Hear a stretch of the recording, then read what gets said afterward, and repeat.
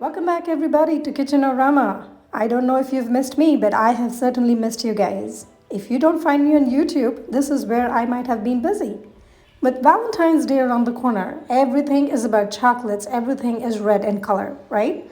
So why wait? Let's get into cooking this yummy, delicious, and creamy tapioca chocolate pudding. For this recipe, you need 1.5 cup of tapioca. I've soaked and set it aside for 30 minutes, and then I drained the water after 30 minutes. And it should be mushy just like I showed.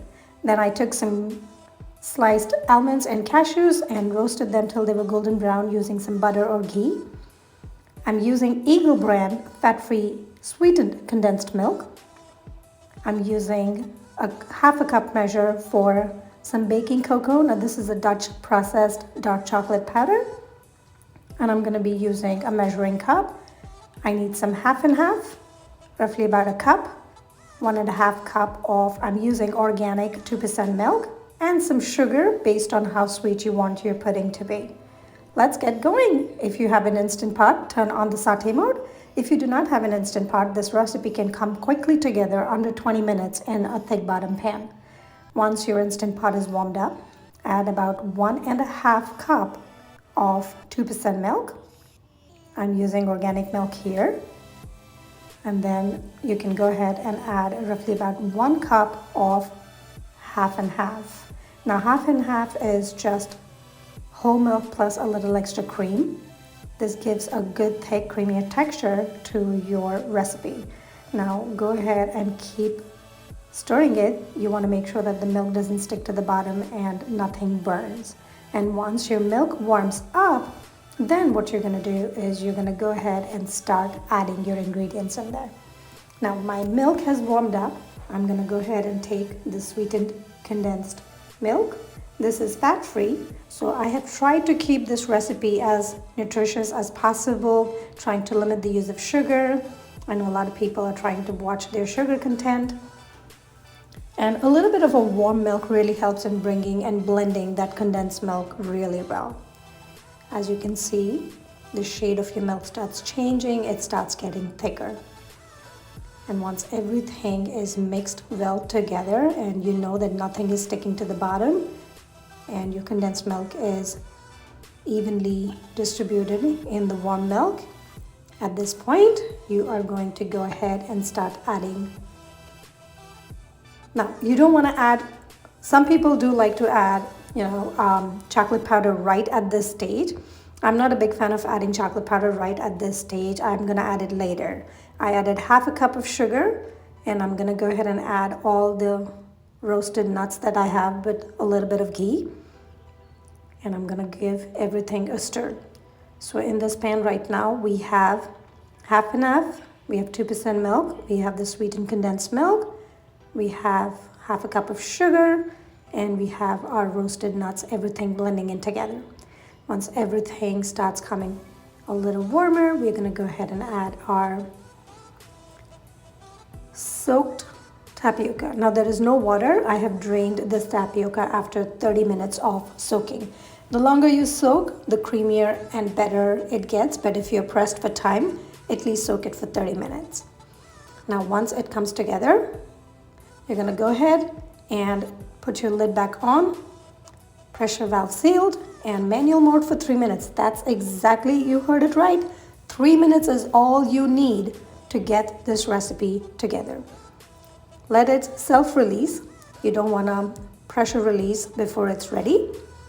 And once the pressure is done, and when you turn the valve open, there is no more pressure left. You take the lid off and you can see, ooh, the delicious creaminess in your Instant Pot right there.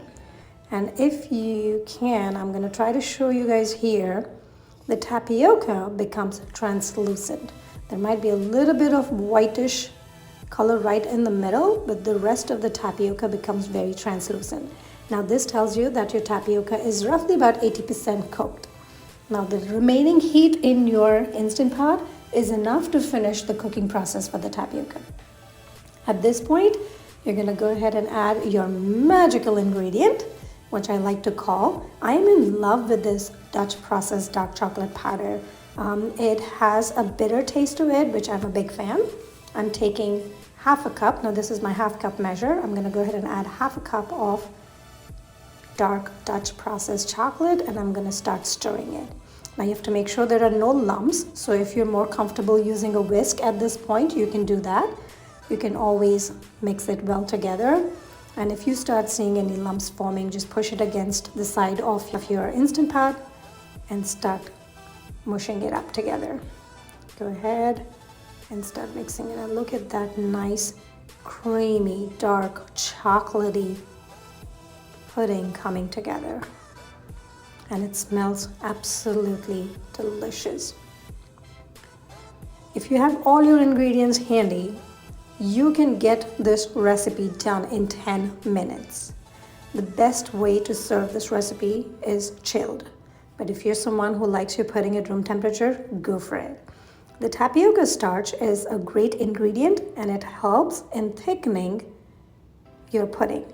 So tapioca is a great replacement for gelatin. Gelatin is an animal byproduct, but if you need something that is plant-based, tapioca is the best. Now this is called Sabudana Khmer. This is a very traditional Sabudana Khmer minus the chocolate back home in India. And I love making this. This recipe is on constant repeat every other weekend in my house. It is so easy, so quick, it is healthy, it's delicious. You know, it's a guilt-free indulgence. Taste it if you feel like the sugar is okay and you don't need it to be any more sweeter. You're all set. And I'm going to make sure that there are no lumps in there and everything kind of blends in well. There you go. Can you see that nice, amazing dark chocolate color to your pudding? Perfect. I'm just making sure nothing sticks to the bottom, and that's it. Your pudding is now ready. Now at this point, if you want, you can go ahead and put your lid back on and let it sit for roughly about 5 minutes. You want to let this pudding come to room temperature before you transfer them into containers you want to serve them. I am using these beautiful dessert glasses to serve my pudding. Now the toppings on the pudding are totally optional. You can go with any fresh fruits of your choice. This looks gorgeous and tastes delicious. Enjoy and have a very happy Valentine's Day.